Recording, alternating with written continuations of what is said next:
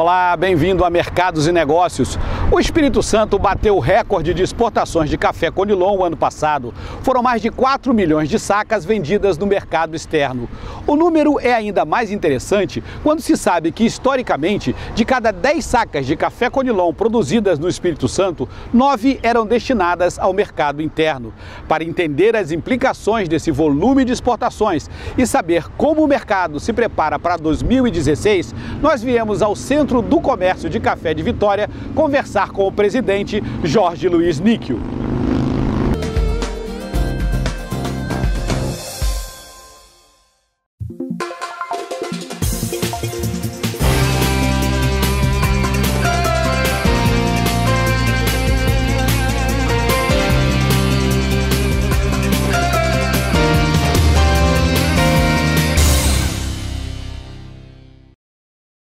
Presidente, obrigado por nos receber aqui no Palácio do Café, no Centro do Comércio Café de Vitória.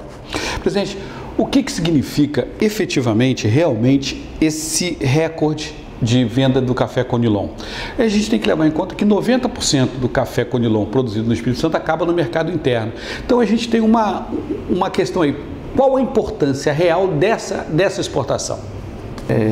Roberto, até 2013, era essa proporção, cerca de 90% do café Conilon era destinado ao mercado interno, às nossas indústrias aqui no Brasil. Já em 2014, houve um maior volume de exportação, em torno de 20% para o externo e 80% para o interno. Em 2015, com a desvalorização de nossa moeda, o mercado ficou mais atrativo para a exportação. Então o café Conilon, o nosso café robusto, ele acabou tendo mais competitividade contra principalmente o Vietnã, que é o maior produtor de café Conilon do mundo e é o maior exportador. A desvalorização do real fez com que o café se desvalorizasse de preço em dólar, porém com um ganho em real, o que fez com que o nosso café ficasse mais atrativo e a gente conseguiu fazer esse volume recorde histórico de 4 milhões e 30 mil sacas de café na exportação em 2015. Isso corresponde a cerca de 35% aproximadamente da nossa produção. Então a gente deu uma mudada. Isso é interessante porque é bom você ter os dois mercados ativos, tanto o mercado interno, que a nossa indústria é uma indústria forte, nós somos o maior produtor de café do mundo, somos o maior exportador de café do mundo e somos o segundo maior consumidor. Então o nosso consumo também é muito grande. E você tendo as duas alternativas de venda, tanto para o mercado interno como para o externo, é interessante. Quer dizer, então, do ponto de vista do produtor e do ponto de vista do negócio, houve um equilíbrio. Quer dizer, como nossa situação econômica não é tão favorável quanto a externa, houve uma migração de produtos lá para fora, mantendo o dinheiro entrando na cafeicultura. Não só o equilíbrio, que uma coisa que também tem que se considerar é que teve uma alta expressiva no preço. Há exato um ano atrás, o preço da saca de café Conilon estava em R$280. Hoje está em 360, sendo que há um mês atrás chegou a bater R$390 a saca, até 395.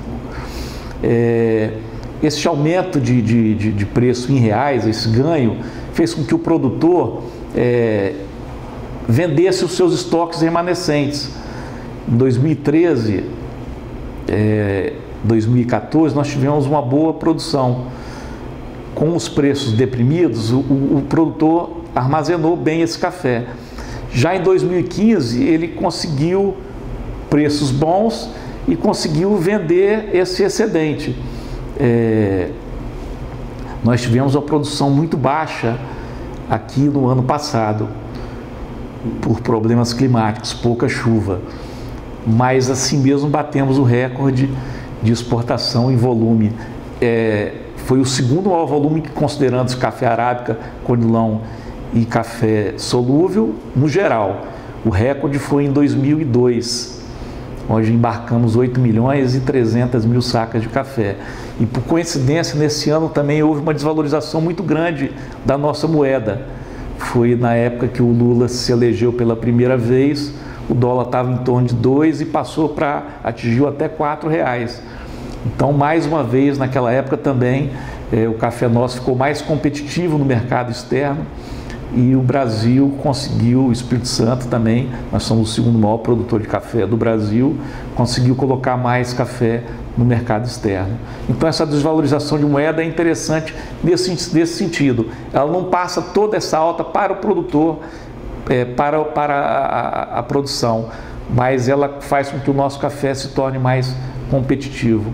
Quer dizer, o Vietnã segura o estoque porque para ele não é competitivo. Porque abaixou muito de preço, a moeda dele ficou estável e para nós, com a renda melhor em real, ficou mais atraente fazer essas vendas para o externo. Mas dólar a R$4 não é bom para ninguém, né? Na verdade o dólar, o ideal seria que se ele achasse um lugar. O ruim são essas especulações, está 4, daqui a pouco está 3,80, daqui a pouco está 4,20. Se ele achasse um lugar em torno de ou 4, ou 3,50, ou 3,80 e que se mantivesse numa estabilidade, seria bom para todo mundo. Presidente, vou pedir licença ao senhor para fazer um pequeno intervalo. Na volta a gente conversa sobre as condições para exportar esse café. Que dificuldade vocês enfrentaram para colocar essa quantidade de café no mercado internacional. Ok?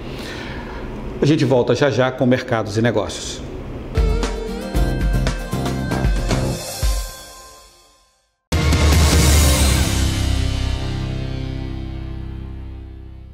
Ajude a tornar o jornalismo da GV News cada vez melhor. Mande sugestões e críticas para pauta@gvnews.tv.br. Nos acompanhe pelo facebook.com/gvnewstv. Você também pode assistir as reportagens exibidas aqui no nosso canal no YouTube. Acesse www.gvnews.tv.br e assista toda a nossa programação onde você estiver.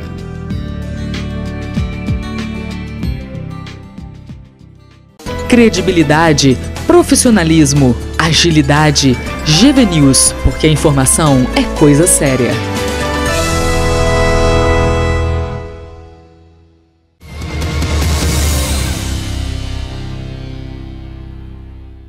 Estamos de volta com Mercados e Negócios, que hoje entrevista o presidente do Centro de Comércio do Café de Vitória, Jorge Luiz Níquel. Presidente, ano passado, a gente estava falando, bateu recorde, 4.030.000 sacas exportadas. Mas a gente sabe que as condições para colocar o nosso produto fora do Brasil não são favoráveis, especialmente aqui no Espírito Santo. Nós temos um problema de porto muito grande. Como é que vocês estão vendo essa situação, que é uma velha luta de vocês para ter melhor condição para acessar o mercado externo? Roberto, nós temos muita tristeza em dizer o quanto nós estamos perdendo de mercado. Para você ter uma noção exata, o Brasil bateu dois recordes consecutivos de exportação de café, 36.300.000 sacas em 2014, 36.800.000 sacas em 2015. Dessas 36.800, 6.390.000 embarcadas aqui pelo Porto de Vitória. Então isso representa cerca de 17% do volume geral. De 36.800 embarcamos 6.390. Nós estamos numa região produtora, o Espírito Santo é o segundo maior produtor de café do Brasil. O estado de Minas Gerais é o maior produtor com cerca de 50% do café produzido. E nós temos aqui na região da Zona da Mata, que é vizinho do nosso estado, é fronteira aqui, uma região grande produtora de café. Então, se considerarmos a produção do Espírito Santo e essa produção da Zona da Mata, que tem que sair por algum porto, Minas não tem porto, ela tem que sair por Vitória, Rio ou Santos. Teoricamente, seria por Vitória, que é o mais próximo. Nós estamos numa região de 40% da produção do Brasil. Então, proporcionalmente, se a gente tivesse um porto estruturado, um porto de águas profundas, muito provavelmente a nossa exportação de 6.300.000 seria próximo a 15 milhões de sacas de café. Teria uma capacidade quase para dobrar, até mais do que dobrar os embarques. Mas infelizmente esse porto nosso ele não consegue fazer esses embarques. Para você ter uma outra curiosidade, uma coisa que afeta esses embarques, desses 6.390.000, 80% desse embarque foi transbordado para Porto de Santos para ser reembarcado para o seu destino final. Então, somente 20% do café embarcado efetivamente aqui no estado foi para o seu destino final. E isso encarece em torno de $500 o container, um container de 320 sacos, então isso corresponde a $1,60 por saco, que dá aproximadamente R$ 6,50 para embarcar o café aqui por Vitória. Então, o importador que reserva a carga, que é o responsável pela escolha do porto, ele está dando preferência ao Porto do Rio de Janeiro e ao Porto de Santos. E a gente aqui na produção, aqui na nossa casa, estamos perdendo esse serviço e enfim. E arrecadação para o próprio estado, né? Porque você deixa de prestar serviço, deixa de girar, deixa de... O próprio tem cafés produzidos aqui, exportados, passa o caminhão na frente do Porto de Vitória e vai para o Porto de Rio de Janeiro. Dependendo do destino, tem alguns embarques que são feitos para o Oriente Médio, fica mais barato você embarcar, passar na frente do porto, embarcar no Porto do Rio de Janeiro, do que você embarcar em Vitória. Então o café passa em frente ao Porto de Vitória, vai embora, anda mais 500 quilômetros, vai para o Rio de Janeiro, e fica mais barato. Embarca, fica mais barato, por não termos um porto de águas profundas que possa fazer esse... E perspectiva desse porto sair? O governo tem conversado com vocês? Como é que está a situação? Olha, isso é uma conversa, essa reivindicação já não é 1 ano, 2 anos, já tem há cerca de 10 anos que foi alertado as autoridades para esse problema para o Espírito Santo. Mas infelizmente nós não temos, pelo menos a curto prazo, nenhuma perspectiva de que isso seja resolvido. Numa época de crise como a gente atravessa, seria essencial para agregar renda para o cidadão capixaba, né? Seria realmente, além dos embarques serem feitos por aqui, você está perdendo dinheiro, porque você está tendo uma despesa que é como se estivesse jogando esse dinheiro fora, né? Porque é um custo que está tendo, que se não tivesse que fazer essa transferência para o Porto do Rio, ou transbordar de Vitória para Santos, não teria essa despesa. E as estradas, como é que vocês estão? Também é outro gargalo. Nós estamos realmente, a BR-101, a gente viu até no jornal hoje, já atrasou a duplicação, mas basicamente tem uma BR-101 e a BR-262, que é a que faz a ligação com o estado de Minas Gerais. Também. Nenhuma das duas? Uma das duas estão com perspectivas. A 262 pior ainda, né? Como uma liderança empresarial, como é que vocês veem essa situação? Quer dizer, é um alerta feito há mais de 10 anos, a situação das estradas não são novidade aqui no estado, e as lideranças empresariais, como é que vocês se sentem? Em angústia? Ou, olha, chega uma hora que vamos seguir a nossa vida e vamos... O mercado não para, ele se ajeita de alguma maneira. Só que ela está se ajeitando para fora do nosso estado. O Porto do Rio de Janeiro está levando vantagem em cima da nossa produção e da produção do nosso vizinho, né? Isso é muito triste, você ver essa produção aqui no estado e próximo sendo escoada por outro estado que praticamente nem produz café, mas está levando o serviço todo para eles. E é um serviço sofisticado, né? Um serviço caro. Mas tem retorno. Se você fizer o custo que a gente está perdendo, a médio prazo tem retorno, com certeza. Com certeza. Presidente, vou pedir licença para fazer mais um pequeno intervalo. Na volta a gente conversa sobre as perspectivas para 2016 na cafeicultura capixaba.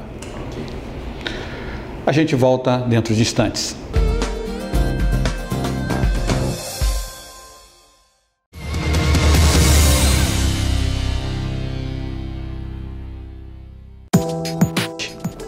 Quer saber o que acontece na Grande Vitória? gvnews.tv.br, o seu canal de jornalismo na internet. GV News 3317-7313. Ligue GV News, a TV da Grande Vitória.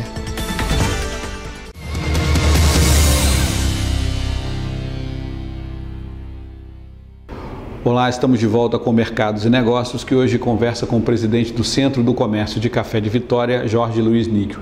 Presidente, vamos conversar um pouco agora sobre a perspectiva da cafeicultura capixaba para 2016. Vou começar dando alguns complicadores. Seca, Rio Doce, com a lama da Samarco, a questão do nosso estoque, como o senhor mesmo falou, já foi porque aproveitou o preço, a gente não tem mais estoque para negociar.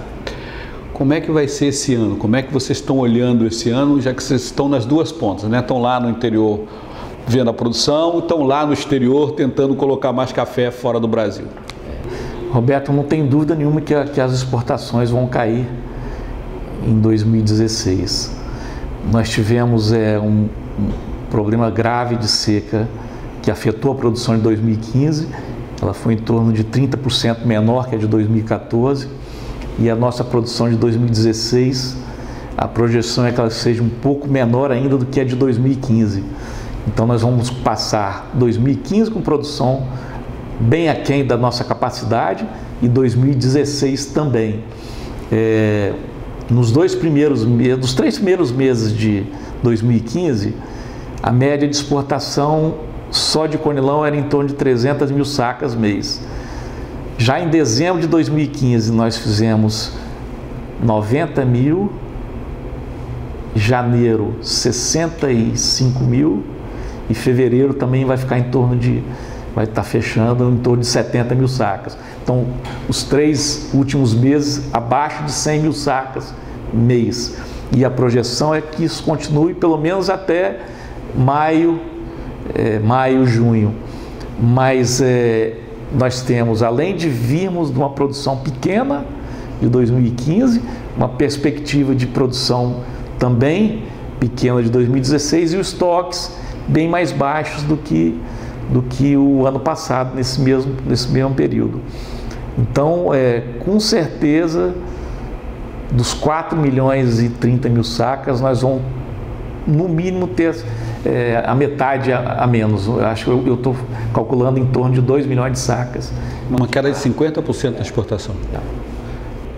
Como é que fica o interior com essa situação? A produção do ano passado, em torno de 3 milhões e meio de sacas a menos que 2014, isso representa em torno de 1 bilhão e 200 milhões de reais a menos que deixou de circular em 2015. E vamos ter mais ou menos esse mesmo proporção, esse mesmo 1 bilhão e alguma coisa, 1 bilhão e 100, 1 bilhão e 200 a menos. O que se ganhou um pouco foi porque o preço do café teve uma alta expressiva, mas o que realmente seria interessante é uma produção boa e preço bom. Nós estamos com preços bons, mas com a produção prejudicada com 2 anos de seca. Isso não é choro de cafeicultor para aumentar mais o preço ainda? Na verdade, o café é uma mercadoria, o mercado internacional que determina o preço. O Brasil é o maior produtor, o maior exportador, mas nós temos concorrentes importantes. O Vietnã, há 20, 25 anos atrás, não existia no mapa do café. Hoje ele é o segundo maior produtor. A produção do Vietnã em torno de 29 milhões de sacas. A Colômbia, que teve um decréscimo de produção, está recuperando, é o terceiro maior produtor, então ela já está produzindo em torno de 13 milhões de sacas ano. Aí vem a Indonésia, que é o 4º maior produtor. Então você tem que olhar como um todo, não é só, nós somos os mais importantes. O Brasil é o país mais importante, mas tem os nossos concorrentes também. Então hoje não adianta falar que está ruim, está bom, quem vai determinar é o jogo de mercado. Mesmo porque a produção mineira ela vai ser bem superior ao ano passado. São Pedro foi mais complacente, generoso com Minas.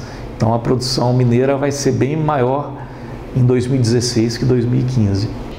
Então, a situação na nossa roça não vai ser uma situação tão confortável, porque a gente sabe que o café é muito importante para a economia no interior do Espírito Santo. Quer dizer, o interior é café, sem isso ele não gira. 80% dos nossos municípios têm como atividade principal a cafeicultura. Quer dizer, de cada 10, 8 são café. A gente vê aí, tem lavouras aí que vão ter uma quebra aí em torno de 30%, 40%, até 50%. Enfim, talvez seja um motivo também para refletir. Não sei se recorda, em 2013 a gente teve uma enchente das maiores dos últimos anos, só superada por 1979. E um ano depois uma seca muito grande. Então, qual é a reflexão? Por que na época da bonança, quando vem muita água, a gente não procura fazer represas para que você consiga ter essa água que está sobrando em reservatórios para quando aparece um período de seca. E o que agravou também em 2016 é que, além da seca, os reservatórios estavam mais baixos. A irrigação, cerca de 80% dos nossos produtores são irrigados das nossas produções. Só que em algumas localidades a irrigação foi suspensa. O governo do estado suspendeu, proibiu, porque a falta de água era tão grande e tem que dar prioridade ao consumo humano e de animais. Então a gente teve, além dessa falta de água, fomos prejudicados na irrigação também. Enfim. E agora vem a Samarco, joga a lama toda no Rio do Rio. Tem ainda o problema que, para agravar mais a situação, que já estava com pouca água, ainda tem água de péssima qualidade do nosso Rio Doce. Enfim, acho que se a gente aprender com uma lição do que está acontecendo agora para os próximos anos, né, quando tiver chuva demais, água demais, se a gente puder fazer armazenar essa água, represar essa água, segurar para quando precisar, para atravessar período de seca, talvez essa lição, se a gente fizer ela e aprender com os nossos próprios erros, a gente possa, no futuro, não ter essa dificuldade que estamos apresentando agora. Então, um recado para esse ano para o pessoal do café e para quem gira em volta desse mercado, dessa economia, né? Muitos comerciantes do interior dependem disso, é que não vai ser um ano fácil para ninguém, vai ser um ano complicado e que todo mundo tem que ter foco nisso, né? O positivo que nós temos em café, o consumo mundial está crescendo em torno de 2% ao ano, o consumo mundial é em torno de 150 milhões de sacas ano, o mundo inteiro consome isso, então 2% são 3 milhões de sacas, dentro de 10 anos, em torno de 35 milhões de sacas a mais. Então o produtor tem com certeza onde colocar a sua produção. Temos países emergentes que estão aumentando cada vez mais o consumo de café, Rússia, Coreia do Sul, a própria China já está engatinhando no café, e 10% da China significa quase que um Brasil. Então a perspectiva de futuro para o café é muito boa. Essa produção pequena é ruim porque você deixa de faturar mais a oportunidade, mas ao mesmo tempo eu creio que o preço do café ele vai se manter em bons níveis em 2016, exatamente pela produção menor aqui no estado. Mas é uma atividade que tem realmente um futuro promissor. Já é uma atividade lucrativa, mas tem um futuro ainda mais promissor ainda, porque o mundo está cada vez mais consumindo mais café. Supera 2016, toca a bola para frente em 2017. 2018. Vamos, já estamos em março, né? Já passaram os 2 meses. Do ano difícil está passando rápido, né? Verdade. Tá, presidente, obrigado mais uma vez por atender aqui o Mercado de Negócios, conversar sobre o mercado de café. É sempre bom, né? Como o senhor disse, de cada 10 municípios capixabas, 8 dependem do café. Eles ficam querendo saber, todo mundo quer saber para onde estão indo as coisas para poder enxergar um pouquinho mais no futuro, né? Obrigado a você, Roberto, pelo convite. Ok. Obrigado por assistir Mercados e Negócios. A gente volta na próxima semana com uma nova entrevista. Mercados e Negócios, traduzindo o economês para o português.